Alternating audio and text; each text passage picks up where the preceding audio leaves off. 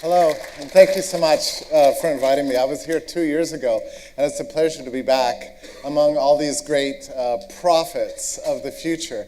And, we have at this conference some people who saw what Bitcoin could represent, what it could mean for the world, and, wrote and spoke out on the topic. It takes a special kind of imagination to be able to see something as revolutionary and extraordinary as Bitcoin, which I must admit, I thought was the most implausible invention I've ever seen in my life. In fact, I was incredulous for fully 2.5 years after I had first heard about Bitcoin.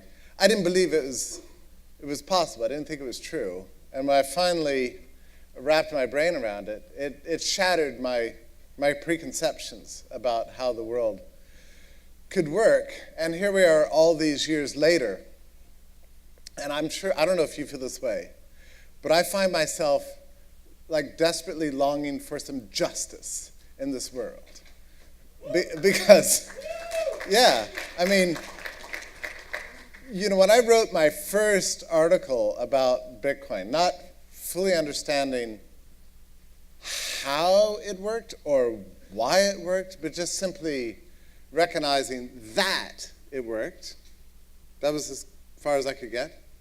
It was like the roof fell in, right? Like I was suddenly inundated with the most amazing blizzard of attacks I've received in my life. This was like when the price, went to $15. People were saying, well, this is an impossible to sustain bubble, and it's going to crash down to zero, right? And then it went to $30, and they said, oh, look, this is just clearly tulip mania, and so on. And it's funny to me because what was lost on the critics then, and even now, I think just a few days ago, the Financial Times once again declared that Bitcoin is dead, right? What's lost on the critics then and now is that the price, which is to say the exchange ratio between Bitcoin and the dollar, is not really the issue, actually. The proof of concept was already demonstrated on October 5th, 2009, when Bitcoin obtained a price for the first time on any exchange. I think it was like a 1/16 of a penny at that moment. That was the hinge of history. That's when we saw for the first time the possibility of a perfect money being created out of a decentralized market system, shattering a model of monetary management that could date as far back as 6,000 years. Okay, that's how significant that moment was in history. So when I saw it and I wrote about it, I thought very humbly and very nicely. Speaking as a person who's a monetary economist, that's my training, which is one of the reasons you're incredulous. Do you ever notice this? The more training you have, the less ability you have to see what's true? It seems to be the more doctrine you have stuffed in your head, the less ability you're able to imagine innovations that don't occur to the experts. So when I wrote about it, suddenly I was under this blizzard of attack. And then you know how it is when you get attacked. You get more invested in your thesis, right? And that's what you want.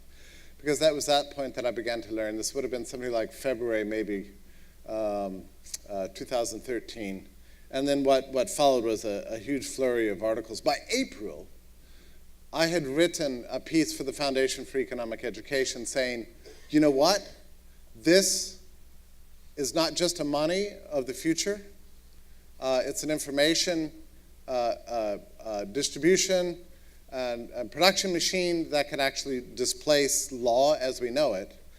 But more importantly than that, than all those things, is that it's a path to reform. Like up to that point in history, the only path to reform we ever had was a top-down path.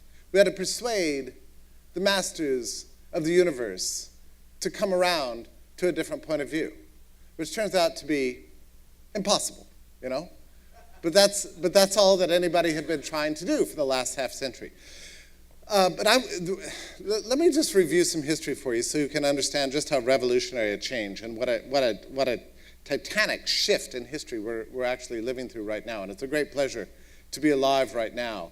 This is why we come to these events, to be around fellow visionaries and to just revel in the rightness of what we're pursuing here. But here's an interesting story.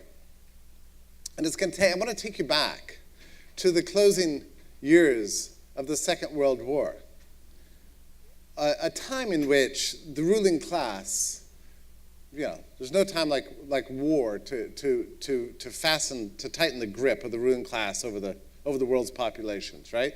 The intelligent people with resources and power who imagine that they have the perfect way to construct the world, had met with the world's most powerful, smartest, the nobility of the Allied powers got together to cobble together a new global monetary system, which came to be called Bretton Woods. And it was to be a perfect system for the ages. The idea, it was a system that was a little bit of a compromise that came out of John Maynard Keynes' dream for a globally managed currency and central bank. But the idea is that the world economy would be dollar-based. Guess what? The U.S. victorious power. This is to the victors go the spoils. The world economy would be dollar-based, and the dollar would in turn be based on gold, which would be defined as 1/35 an ounce of gold. That's it. The prices between gold and the dollar would be fixed between now and the next 1,000 years, and everything would be perfectly managed by central banks. And that agreement was ratified and imposed on the world. But there was some interesting dissidents at the time, people who didn't quite believe that this would work. And my favorite one, his name was Henry Hazlitt. And maybe you've read his book, Economics in One Lesson. He was one of the founders of the Foundation for Economic Education. So here's this guy. He had been writing for the Nation magazine all throughout the early 1930s. H.L. Mencken chose him as his successor to edit the American Mercury. He was very well trained in economics. He became very good friends with Ludwig von Mises after 1940. He was, if you can imagine such a thing, the lead editorial writer on the editorial page for the New York Times. Imagine. I mean, it's inconceivable today. If you read the New York Times, you would know that's inconceivable because you've never read such economic nonsense in your life as you get every single day on that paper, the godforsaken paper, which I can't stop reading for some reason. But he was writing for 12 years. He wrote 2 to 3 articles a day in the New York Times. And the Bretton Woods Agreement was coming out in 1940, was being negotiated in 1944, 1945. And Henry Hazlitt began to explain in a series of editorials for the New York Times, this system cannot work because monetary policy is very much tied to fiscal policy. You can't have one working without the other. And if you have one country running monetary policy and every other country accepting that central bank's monetary policy, and yet they're able to determine their own fiscal policy, how much debt they run up, which affects the value of their currency relative to other currency, this system becomes unstable because some countries are free riding off other countries. And Henry Hazlitt said that if we impose this Bretton Woods system, it will be short-lived, and that we will see massive gold outflows out of the US because price fixing doesn't work between currencies. And it will be destabilized, and it will blow up, and we'll end up with a system that's the world's worst kind of monetary system, the nightmare that everybody's been warning about for 1,000 years, namely a paper money system where government has blank check to create and print all the money at once. This is what he said in 1945. And he wrote a series of editorials about this. But you know what it's like to truly oppose the establishment? It's actually almost impossible, It's like when you have every major bank, intellectual, treasury official in the world, ruling politician, permanent ruling class bureaucrat, all the top institutions and foundations against you, you have to shut the hell up, basically. And they came to Henry Hazlitt, and they said, listen, Henry, you're a valued man around town. People love you, appreciate everything you say, but you've got to shut up about this Bretton Woods Agreement. This is going to happen one way or the other, and the New York Times can't be against it. And Henry Hazlitt was an interesting guy. You know, he had a lot of sort of personal capital. He said, I totally understand your position, and maybe if I was in your position, I would do the same thing, but I will not participate in it. And put his papers in his briefcase, resigned, and walked out the door. Awesome. It was just awesome. And then he had some time off before he started his new gig, which turns out to have been the Foundation for Economic Education, which I work for now, which was founded in 1946. So he took out about 10 days to write this awesome book called Economics in One Lesson, which remains to this day the biggest selling economics book in the history of the world, right? Now, I love this story because it shows you that the people with the power can't always get their way. They have a lot of resources, maybe a lot of intelligence, all the right people working for them. They've got all the right views, all the approved views. They surround themselves by yes men. But ultimately, history takes a different path. Well, it took some decades, but eventually, of course, the Bretton Woods system came completely crashing down. And one of the most, well, not just one of the most spectacular example of a centrally managed, top-down, controlled, planned by the elites monetary system in the history of humanity. It shattered in 1971. And the US reneged on all its commitments to get rid of gold, to pay other countries in gold, and just shut the gold window completely. And Richard Nixon behaved like Pee Wee Herman, you know, when he crashed on the bike in the movie. He got up and said, you know, I meant to do that. This is exactly what we had planned all along. So Richard Nixon announced in a televised address that we would have a new monetary system, and actually it's much better than the old because it would be based on absolutely nothing other than the whims of government officials. Very smart, very powerful people, you know, with all the resources to make it work. The new system would be a nothing system, except pure management by the elites. What happened? The price of gold went through the roof, set off. I mean, it was maybe 3 years later, the US was living under price and wage controls, desperately trying to control inflation. It didn't work. It got worse and worse and worse until 1979, when we experienced double-digit inflation. Incredible things began to happen in 1976. We experienced for the first time in the post-war period this thing called stagflation. And if you know something about the way Keynesian economics works, it goes like this.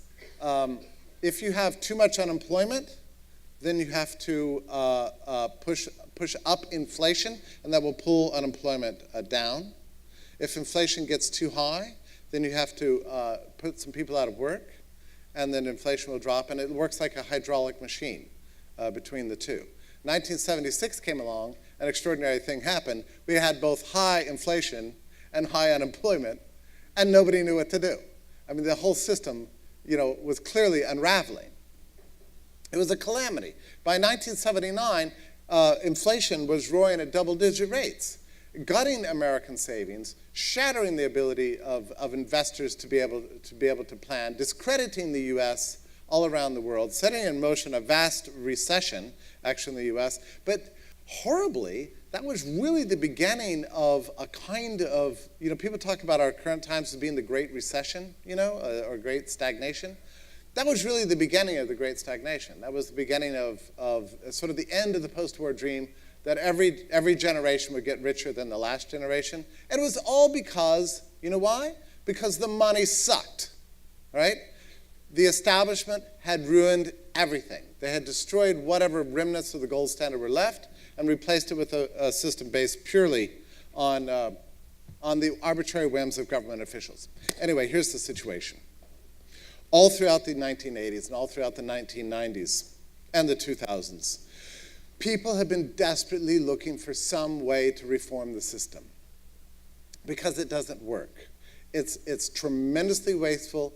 It's under a fiat monetary system, there's no way to control government spending. Every new Congress comes in and says, we're going to cut spending and have new limits on the debt. Well, it never happens. Every new budget is like 20, 30, 40, 50% larger than the last one. Guess why?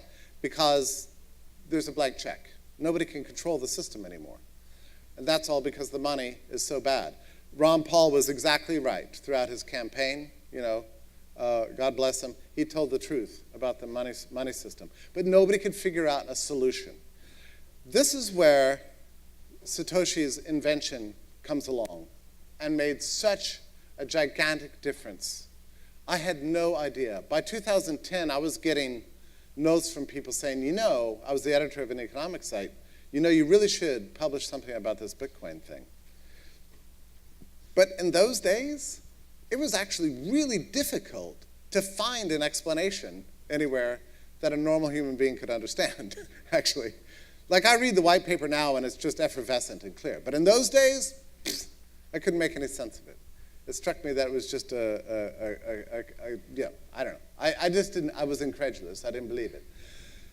And the reason I didn't believe it is that I had been taught in all my education that a money cannot be invented, right? It must emerge out of market experience. It must emerge from barter.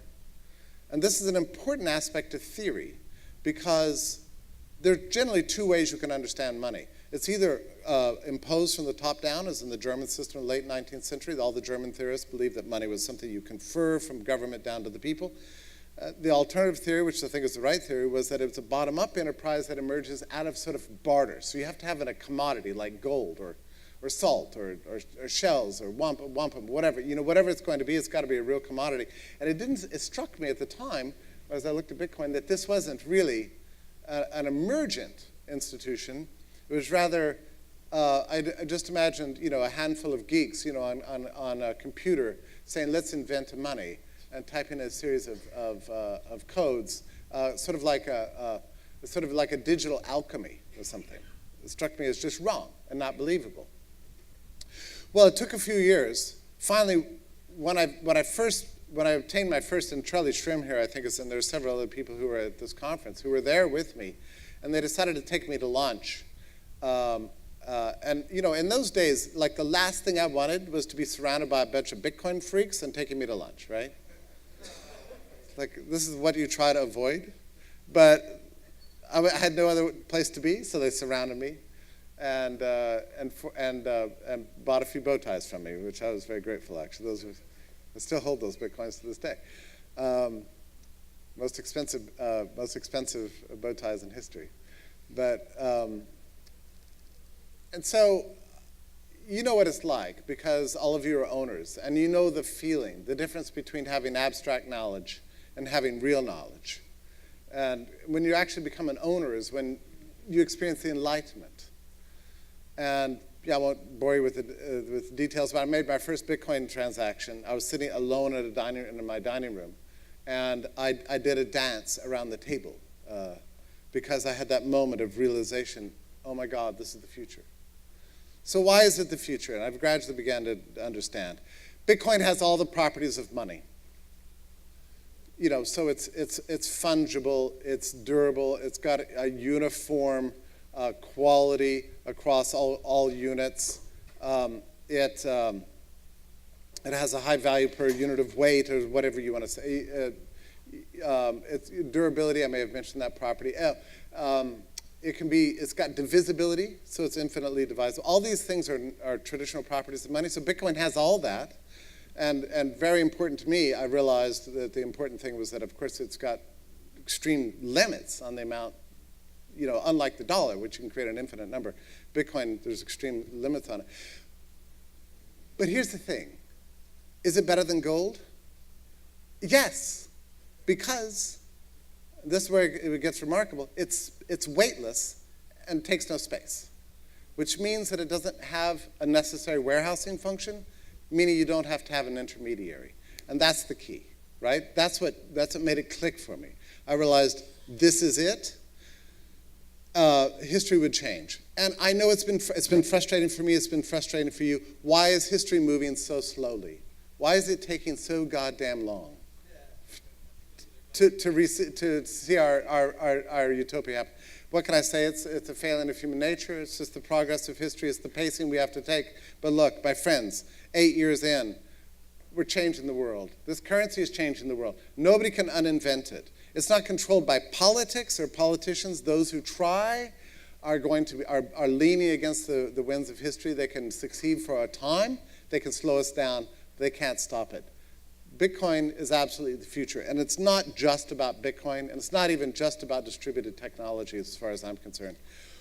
What this is about is taking away power from the ruling class that has been dictating world events for a complete century, wrecking world economies, destroying human liberties and human rights.